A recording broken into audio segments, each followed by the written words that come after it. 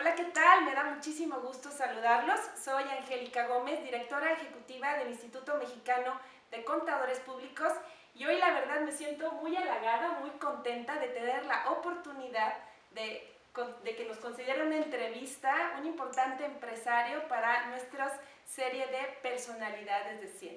Este día tengo la fortuna de conversar con Luis Alberto Cheto, el CEO de LA Cheto. No, pues muchísimas gracias a ti, Angélica, y al Instituto, y también muchas felicidades por ese centenario que están ya cumpliendo. Si a nosotros nos faltan 5 años para alcanzarlo, ¿no? Y bueno, pues si te parece, me encantaría, Luis Alberto, que nos pudieras compartir un poquito de toda esa trayectoria que por ahí he leído y es muy interesante, y pues me encantaría que nos compartieras un poquito de cómo nace LH. Pues mira, mi abuelo, vamos, un poco después de la Primera Guerra Mundial, pues realmente, vamos a decir, no quiero decir que sale corriendo de Italia, pero pues realmente viene buscando fortuna después de estar en un pueblo, curiosamente, pues en medio de las montañas entre los Dolomitas, siendo pues cuarta generación productor de vinos en la zona ahí del Lévico, pegadito a Trento. Y pues bueno, se lanza como muchos europeos en aquellos entonces en ese viaje, pues buscando esa oportunidad en las Américas, y pues, bueno, en 1924 llega a México por el puerto de Veracruz. De ahí se va a Jalisco, que es su primera estancia, y una estancia muy corta, de unos cuantos meses. Y poco a poco pues fue siguiendo y buscando, pues sabía que tenía que llegar a la frontera, porque era donde estaba, por la región de California y la Baja California, donde se producía realmente la uva y el vino.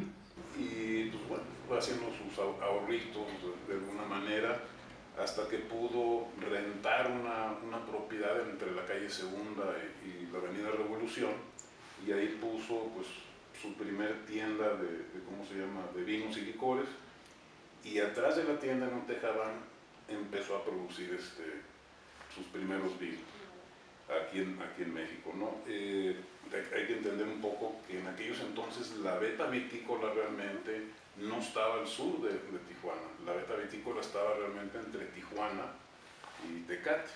De hecho, la parte de aquí atrás, en esta zona, yo recuerdo de chico que pues, estaba lleno básicamente de cebada y de alfalfa. O sea, eran campos realmente. Estas son las zonas en esta parte de los viñedos, que es la parte de, vamos, lo que le llamamos Agua Honda y Zapata Norte.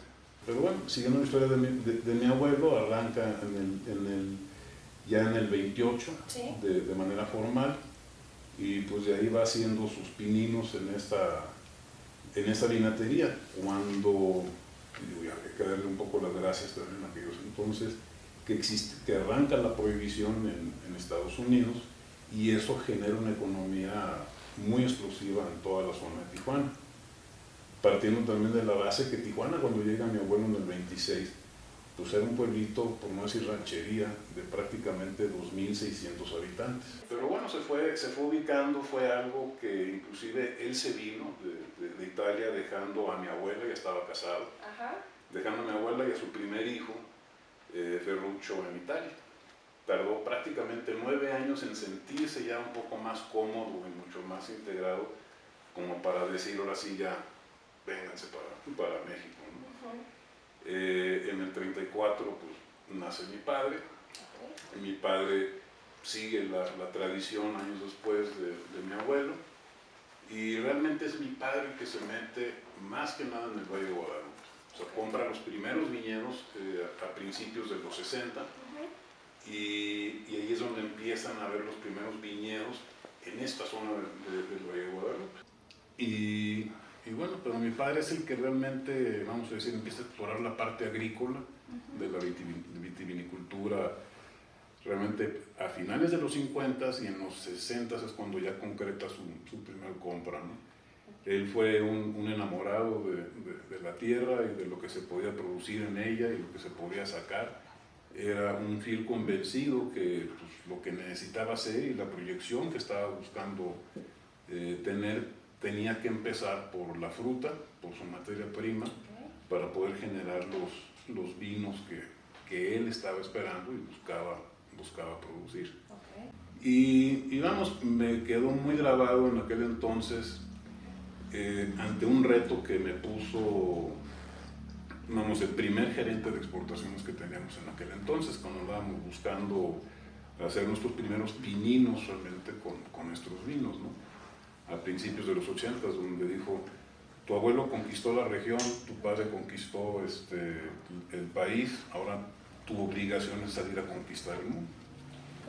Entonces, sí ha sido un proceso un poco largo, pero creo que hemos cumplido bastante bien el participar ya ahora en 27 mercados, primordialmente en Europa, que mucha gente pues presumía que casi sería un fracaso ir a Europa, y demostramos que no, que el vino mexicano tiene esa posibilidad de participar en la mesa europea.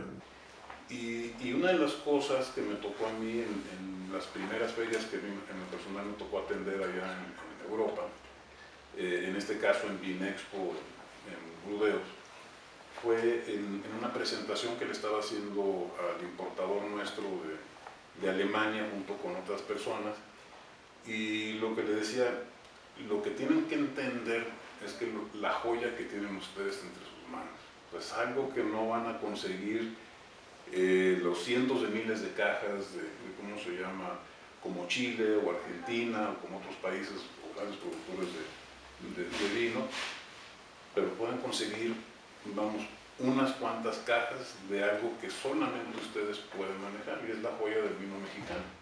Producimos vinos para todos, o sea, vinos desde para todos los días, como también vinos, como decía mi padre en su momento, para tomar esa botella e irse a la punta de la montaña y filosofar con la...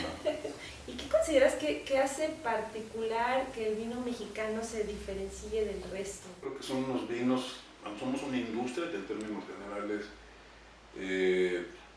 vamos, hemos tenido mucha pasión, mucha emoción, mucha emotividad atrás de lo que nos dedicamos, no solamente desde el campo, sino también lo que está dentro de la botella, y comunicarlo con la gente y compartirlo, y eso es parte de lo que yo creo que tenemos, quizá un poquito diferente a lo que muchas empresas o muchos otros países tienen. Nuestros vinos tienden a tener, vamos a decir, una diversidad, un abanico, diría yo, tanto de aromas y de sabores. Y ahorita que hablas de esa competencia, oye, varios premios ya ha cosechado LA Cheto durante muchos años. Recientemente, bueno, estuve por ahí leyendo que en este año en el China Wine Spirits Awards ganaron el Chardonnay, ¿no?, de Reserva 2021. ¿Qué significa todo esto? O sea, debe ser muy, muy gratificante, ¿no?, ir viendo cómo va avanzando una marca.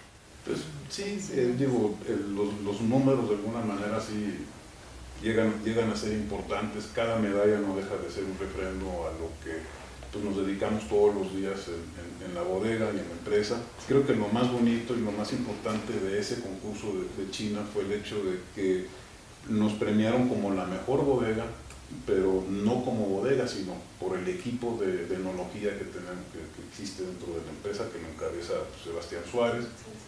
Y ese fue, yo creo que pues, ha sido de los galardones más... El equipo del año, ¿no?, le llamaron. El equipo del año. El equipo del año y el vino mexicano. El mejor vino el mejor mexicano. Vino mexicano. Estamos todavía en esa etapa yo diría, una etapa bien bonita, porque a pesar de los años que tenemos en México produciendo vinos, realmente continuamos apenas haciendo, yo creo que la investigación y descubriendo los perfiles de lo que podemos hacer. Te quisiera preguntar, en esta época de sustentabilidad, de energías verdes, hay una preocupación latente. ¿Ustedes cuál sería el reto de la industria vitivinícola en ese sentido? Lo vamos a ir adaptando poco a poco, ¿no? El consumidor nos ha cambiado y nos ha llevado a lo que somos hoy, y pues el consumidor también tiende a seguir evolucionando, y pues también la industria, no solamente nacional, también la internacional va llevando ese cambio. tenemos que seguir trabajando en una agricultura mucho más sustentable, prácticas culturales un poco más, yo diría, amigables con la propia tierra. Nos dedicamos a un cultivo perenne, es un cultivo fijo, lo cual quiere decir que la tierra continuamente la estamos labrando, y ese labraje pues, es un desgaste natural, una oxidación natural que le hacemos a la tierra, y vamos agotando la propia tierra en cuanto a nutrientes y, vamos a decir, la capacidad de producción.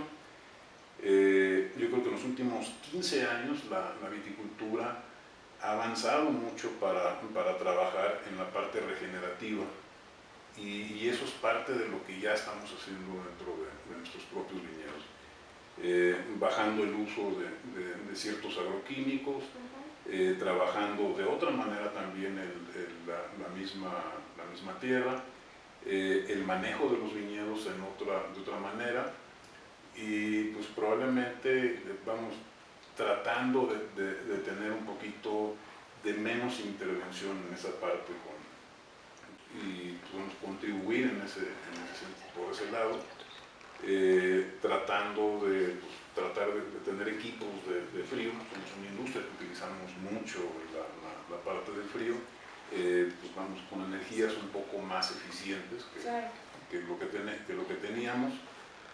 La parte de la fermentación, que también estamos tratando de ver cómo a la hora de fermentar generamos una gran cantidad de CO2, mismo que estamos ya recapturando y de alguna manera pues, inyectando a la tierra, y junto con ello tratando también de generar un poco de energía, o en su caso inclusive de generar frío con el propio CO2 que estamos teniendo. Pero finalmente estamos hablando de una empresa exitosa, una empresa que en estos casi 100 años pues, se ha consolidado. Y para una empresa tan exitosa como Grupo Cheto, pues obviamente que una buena administración es fundamental. Tú eres licenciado en administración. En administración de empresa. Una buena administración tiene que ser pieza fundamental, y te lo dice una contadora. Entonces, contar con una idea clara de ingresos, costos, gastos, margen de utilidad, en fin, todo el manejo financiero pues requiere también que tengas pues gente a tu lado que pues te ayude a brindar ese apoyo en el tema financiero, entonces que resulte indispensable para una toma de decisiones. En ese sentido, ¿cómo ha coadyuvado en el éxito empresarial, en estos logros, en esta expansión de Grupo Cheto, la contaduría pública? A manera de ejemplo, ¿no? En el caso nuestro, el actual y los últimos 4 directores financieros del grupo han sido contadores públicos titulados, como tal. Certificados. Excelente. Sí, y todos ellos con alguna maestría posterior a lo que fue la contaduría.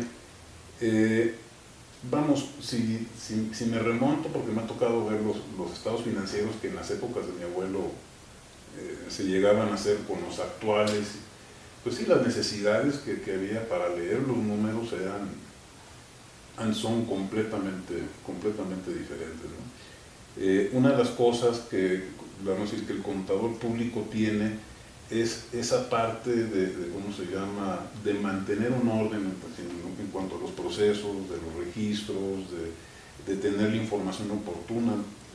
Vamos, si mi abuelo veía estados financieros una vez al año, yo creo que muy bueno. Él se despertaba y lo que veía era cuando iba al banco y verificaba cuánto tenía en caja, cuánto había en oficina y sus cuentas por cobrar, y alguna que otra que tenía de pasivos. Y posteriormente pues ir pasando de esa parte donde pues todo era de alguna manera manual, y esas hojas de control muy grandes, pues de repente a la parte de la época de la digitalización. En fin, ir entendiendo, y también hablamos de la evolución hace rato, la parte evolutiva que ha tenido la misma contabilidad como tal, y cómo se ha ido adaptando esa contabilidad a las necesidades no solamente de las empresas, sino de las personas que utilizan esa información.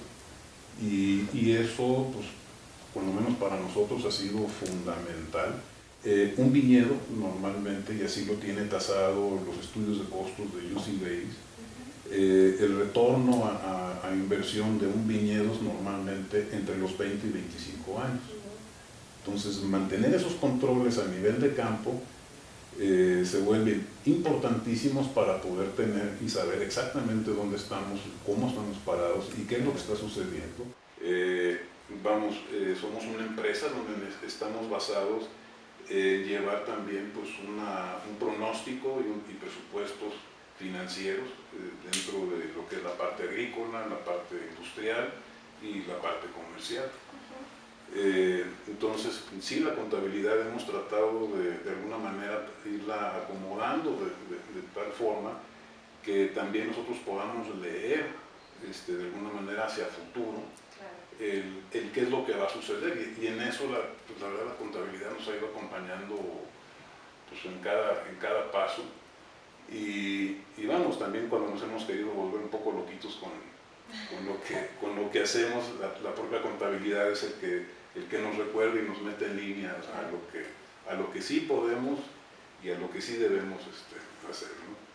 Entonces sí ha sido un gran acompañante para poder no solamente proyectar nuestra empresa a través del vino, sino también financieramente hacerla pues, una empresa viable y sustentable.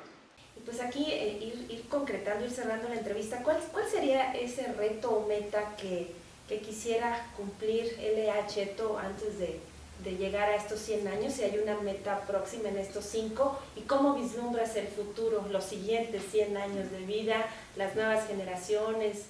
Vamos, yo creo que en los próximos 5 años tratar de amarrar yo diría, esa 7ª generación o 4ª generación aquí en México, y que continúe con lo que es el proyecto vitivinícola que tenemos nosotros, en términos generales, y también que vayan entendiendo, interpretando y aprendiendo del mercado y hacia dónde va, y poderlo leer y poder transmitirles un poco pues esa capacidad de poder leer el mercado, porque pues, como industria de muy largo plazo, pues no podemos estar pensando que lo que plantamos hoy, mañana va a estar produciendo. No es un grano, es un cultivo de largo alcance. Oye, ¿cuál sería tu vino favorito? O que me dijeras tus 3 vinos favoritos. ¿Qué nos recomiendas para los 100 años? Para los 100 años, va a ser una reserva que de hecho ya está en vías de desarrollo, de hecho se cosecha este año. Ajá. Y es un vino que estamos esperando, pero va a ser algo similar a lo que tenemos en el Angelo Cheto. Va a ser la reserva del centenario. No sé cómo se va a llamar todavía. Y los vinos son, depende de la ocasión, depende con quién esté uno, cómo esté el clima, cómo esté, qué es lo que nos están sirviendo.